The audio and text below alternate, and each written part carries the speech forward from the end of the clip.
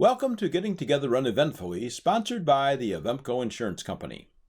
This video includes the content presented in a live webinar of the same name.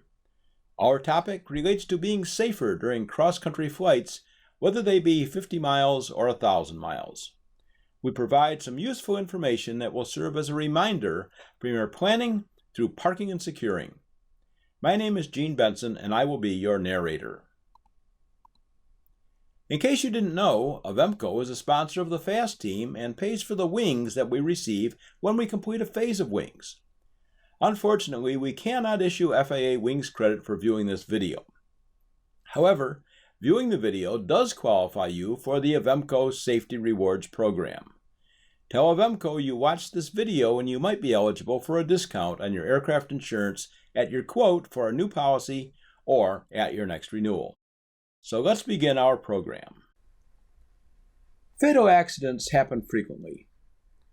A few are predictable in that the pilot is engaging in some form of risky behavior, such as buzzing, aerobatics without proper training or in an airplane not capable of aerobatics, flying while impaired, and so on. But many more fatal accidents result from influence caused by external factors. This happens to pilots on local flights, but cross-country flying adds a layer of complexity that provides more opportunity for external factors and other forms of error-causal factors to strut their stuff. So we must approach our cross-country flying differently than we do our local flying. The main difference is the degree of preparation, and that preparation must begin well before the day of the flight.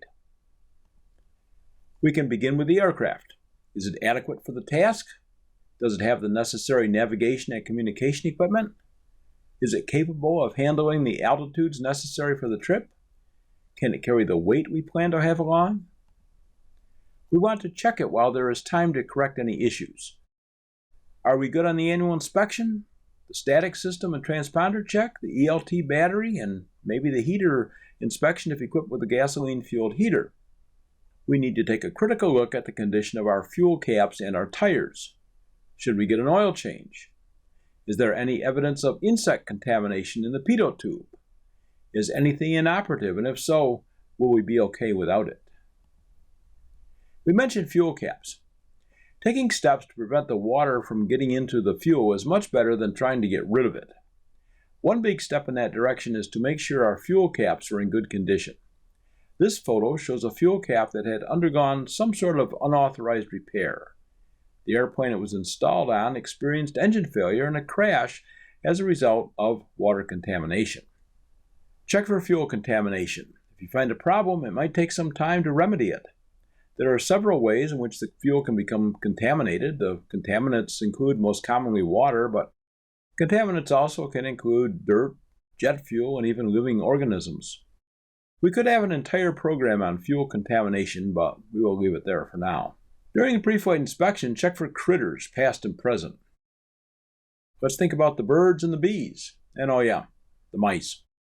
This is more of a problem with airplanes that are not flown frequently, but some critters can work very quickly, so we must keep our guard up. We mentioned air vents. I know of several cases in which air vents had been providing a home for insects, including bees. Imagine this. The airplane has not been flown for a while, or at least the air vents have not been open for a while.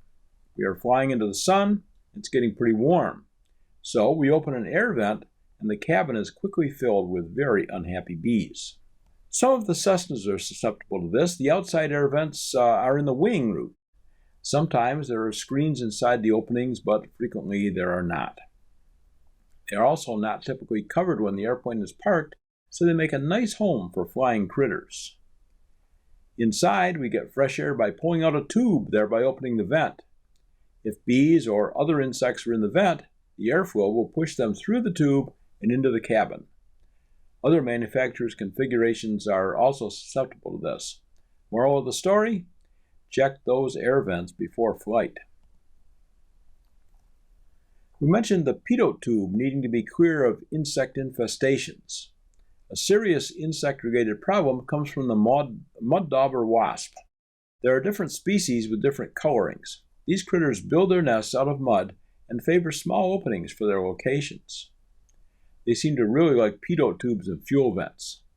The fuel vent is often neglected on the pre-flight inspection, but it can result in complete power loss if it is obstructed. Now remember that the pitot tube is connected to the airspeed indicator. A blocked pitot tube means no airspeed indication. That is why we should always check for airspeed alive early in the takeoff roll so that we can safely abort if there is no airspeed indication. If the pitot tube is plugged, it must be cleared by a maintenance technician. The usual method is disconnecting the line from the back of the airspeed indicator and using shop air to blow backward through the line. Other methods risk damage to the airspeed indicator, and this will take a little while even if maintenance is available.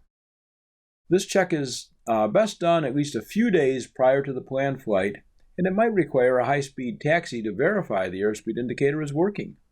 This is a good time to stress the value of a pitot cover. Some pitot designs are easier to cover than others. If you do not have a cover available, a small strip of masking tape works also. There will not be a big red streamer reminding you to remove it before flight, but we should be doing a good pre-flight inspection anyway. One time at a flight school in New Hampshire, the mud daubers were so active that they would block a pitot tube if an airplane remained on the ramp for only about 45 minutes.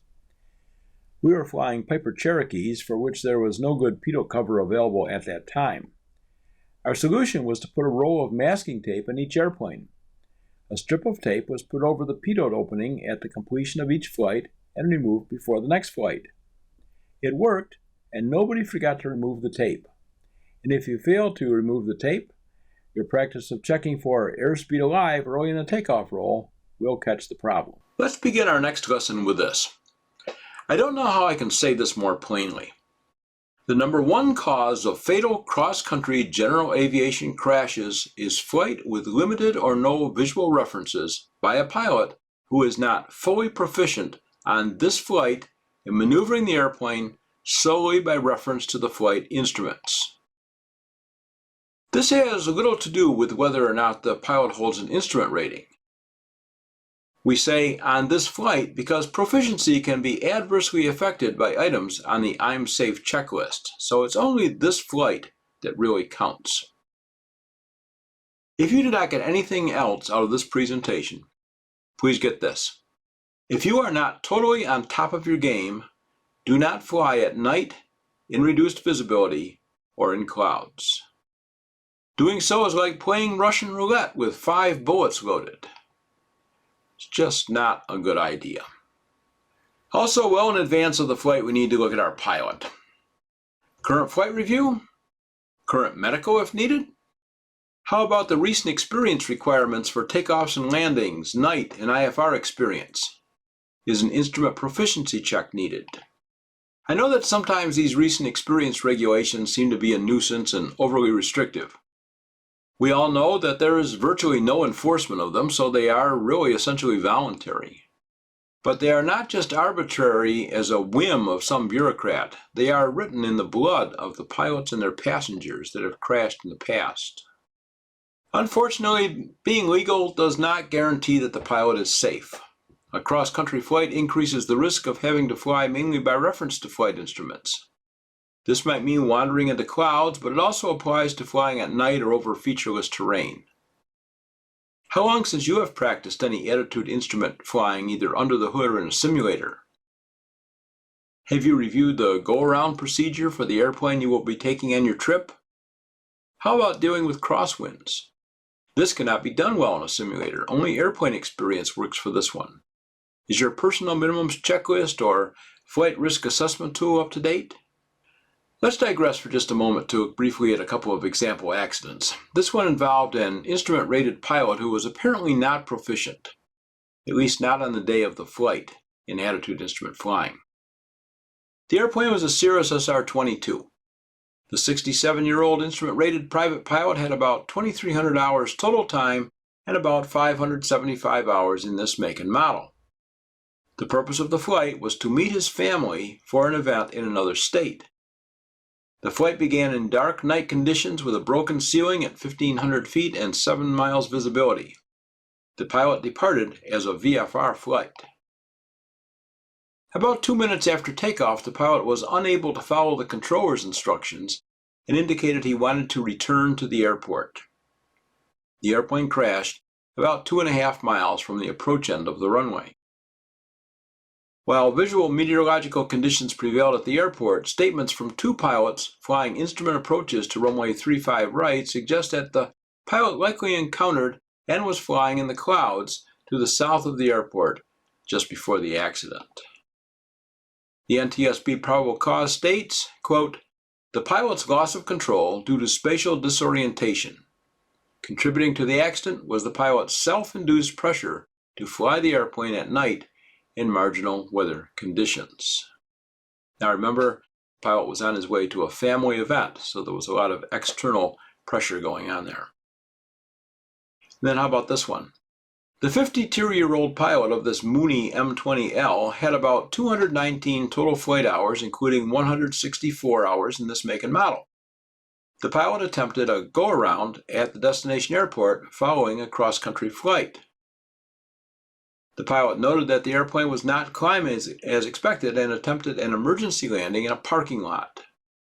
Unfortunately, the airplane impacted a rooftop air conditioning unit on one of the buildings, collided with the roof's perimeter cinder block barrier, and then fell to the ground.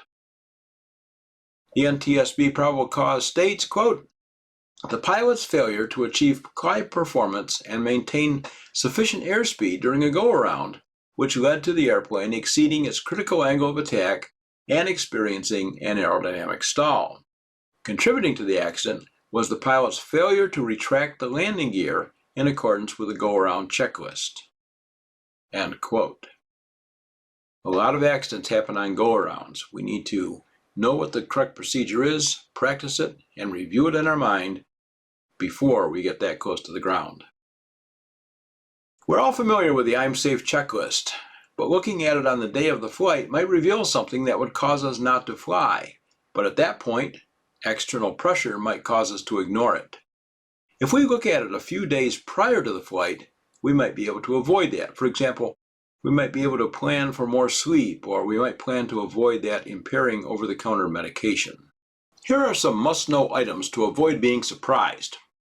For example, if planning a fuel stop, we want to know for sure that the correct fuel is available and that it is available at the time we expect to arrive. If there is pilot-controlled lighting, we need to note the correct frequency. It is not always the Unicom or tower frequency. If there are special arrival procedures, we need to know them early so that we can be prepared. Once we know airport elevations and runway links, we must make sure that the airplane will operate with a good margin of safety given expected density altitude conditions.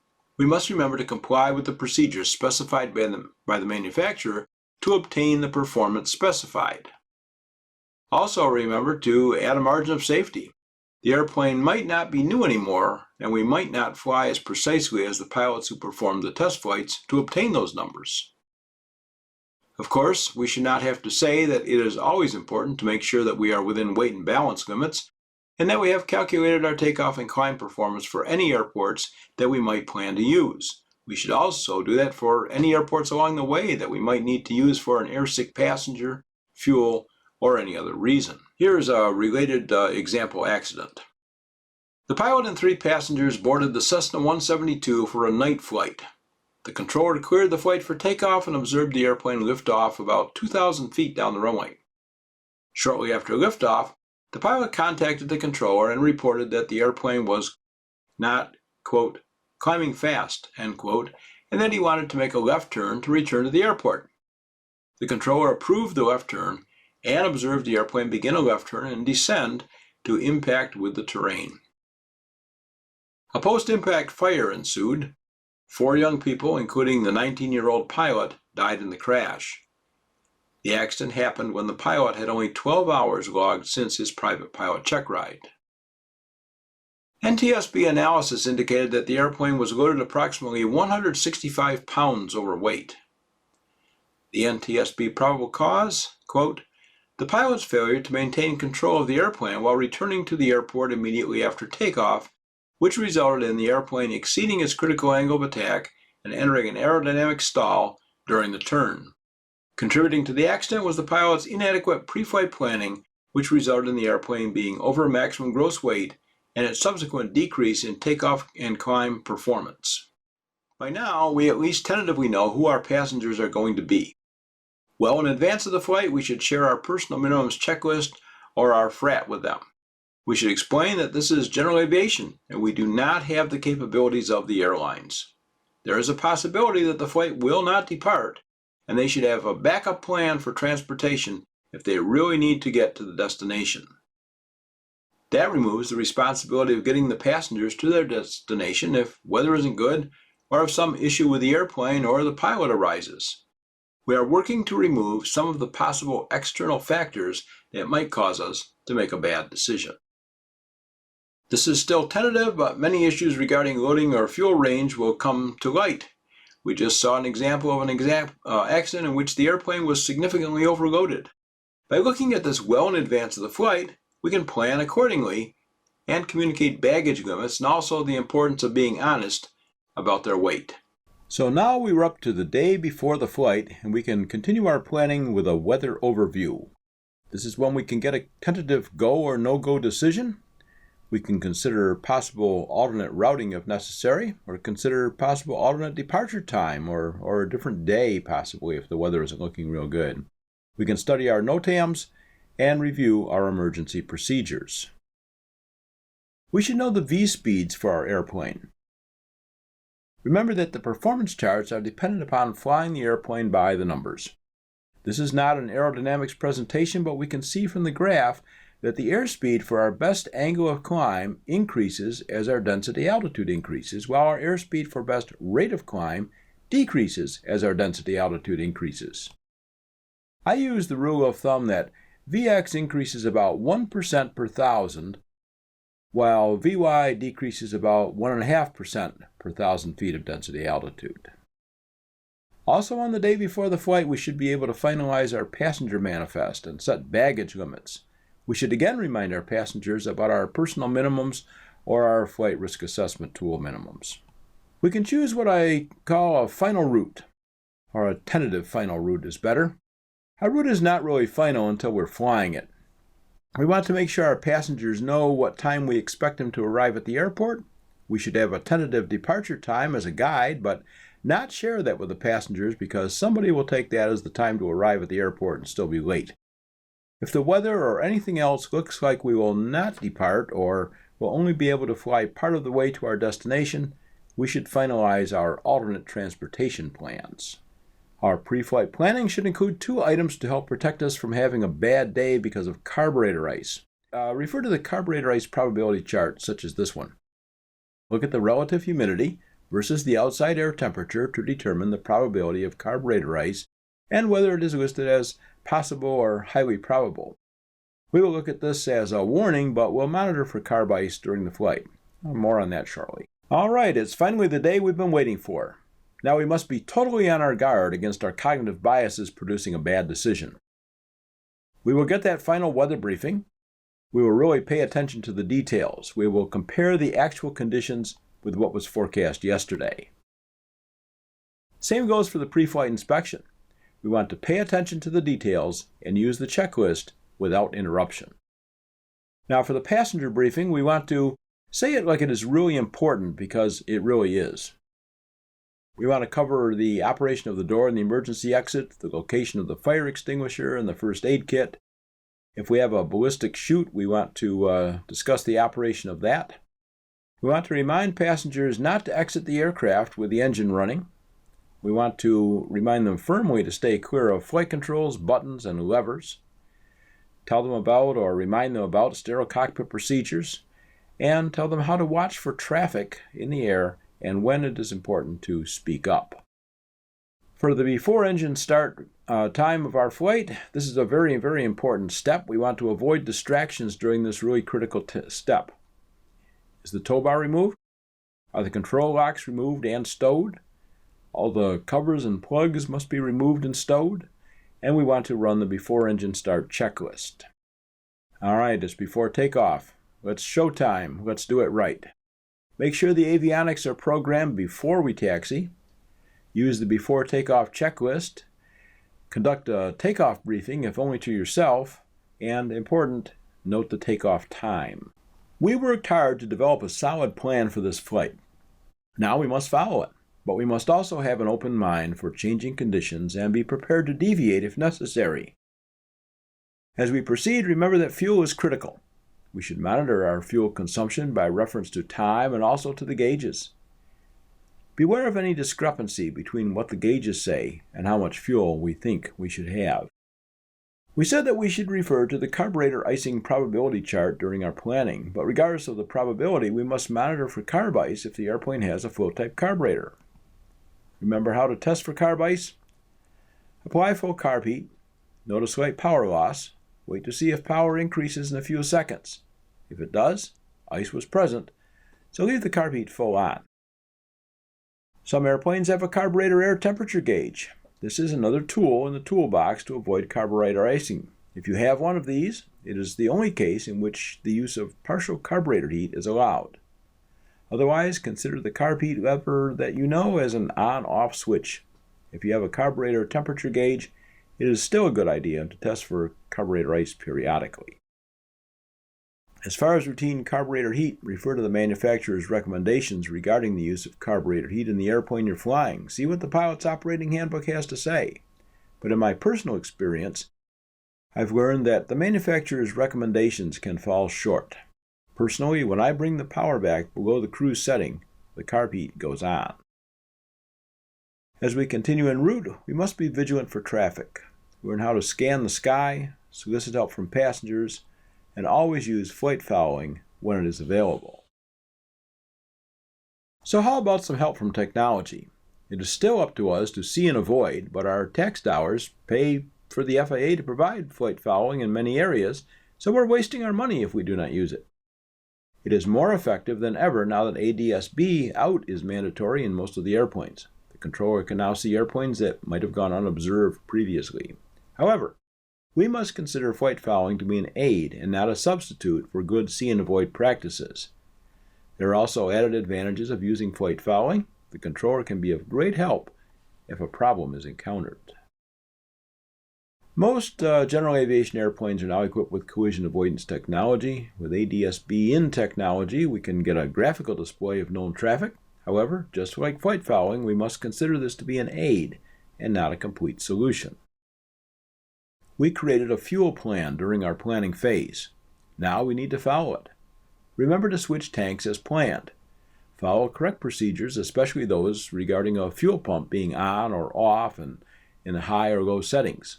If possible, switch tanks over suitable terrain for a forced landing or over an airport.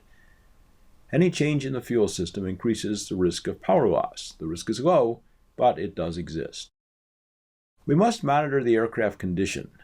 Monitor pressures, both oil and fuel. Monitor temperatures, oil and cylinder head, and carburetor if possible. Monitor engine power output. A slowly decreasing power output can be a red flag for an impending problem. Among other possibilities, carburetor ice will decrease power output as it accumulates. Monitor the electrical system also. The sooner an offline alternator is discovered, the more battery life you have available to work with while you troubleshoot the problem. We must continually monitor the weather and be alert for warning signs that things are deteriorating. Stay current on official reports and forecasts, and of course, visually.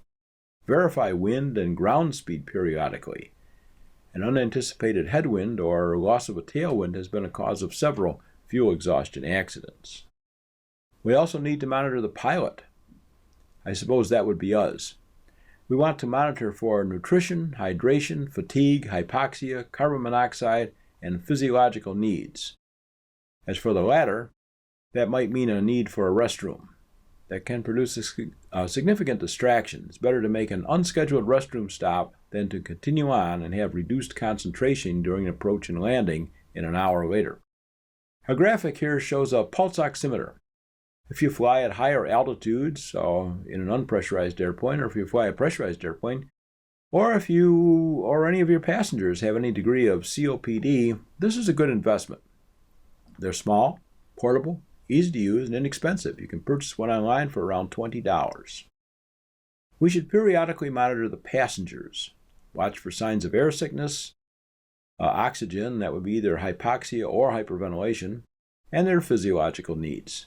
But always remember that your primary job is to fly the airplane. Now it is time to begin descent, and that means a passenger briefing. The briefing should include passenger restraint reminder, ear discomfort warning, and a sterile cockpit reminder. Now is a good time to do our prep for approach and landing. We should verify fuel quantity and fuel selector position, and verify the aircraft condition.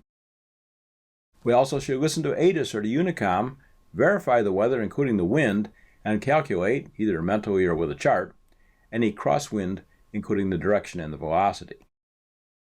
And we should review any special arrival procedures, review approach chart and or the airport diagram, review any hotspots identified for the airport.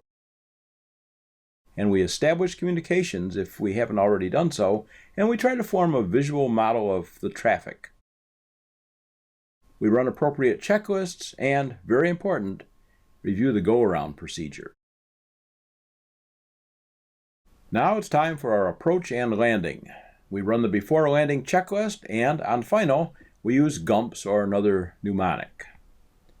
Now we are on the ground, but this is the time with increased risk of an accident. We cannot relax yet. After landing, we must remember that our primary job is to control the airplane. Unless necessary, do not move any switches or levers until clear of the runway and stopped. This is then the time to run the after landing checklist. Not done yet. We taxi in and enter the parking and securing phase. We do not allow anyone to exit the aircraft with an engine running. We review the ramp safety procedures with passengers before allowing anyone to exit the aircraft, and we run the parking and securing checklist. And there we are, on the ground safely with our passengers delivered to their destinations.